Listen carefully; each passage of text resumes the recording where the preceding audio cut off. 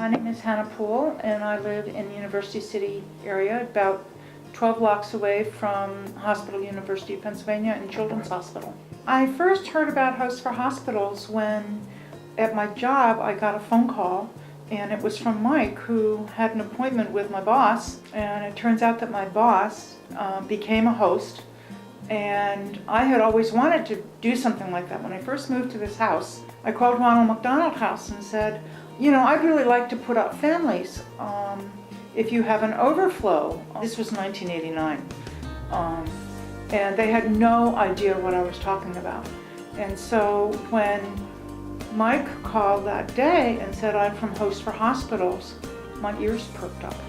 And as he was leaving, I think I stopped him and said, what was the name of your organization again? And he said, Hosts for Hospitals, and here I am. My first guest was a woman who had a recurrence of breast cancer. She was just wonderful. She's a writer, and we just shared all kinds of stories, and she put me at my ease. We got along really beautifully, and it was a wonderful stay. It was spring, late spring, I think, early summer, and she would sit right on the sofa and look out.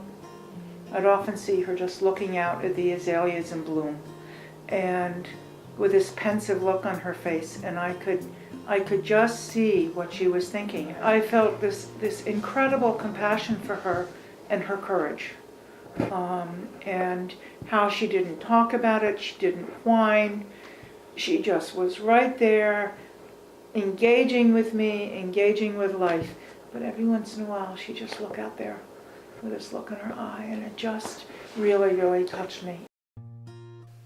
I think probably what I get most out of it is hope, because with every guest who comes, there is a person who is dealing with incredible courage with a very difficult situation in their life. Audie and Venus, when they came, here they are, a 14-year-old with the possibility of losing her eye. Just amazing. And they came in full of laughter, of hope, of goodwill. She's really a chatterbox. People are just wonderful.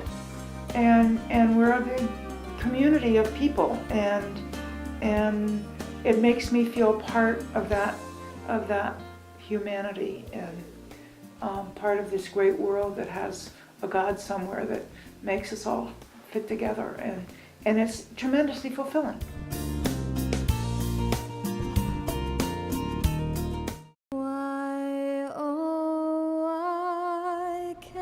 There's no place like home.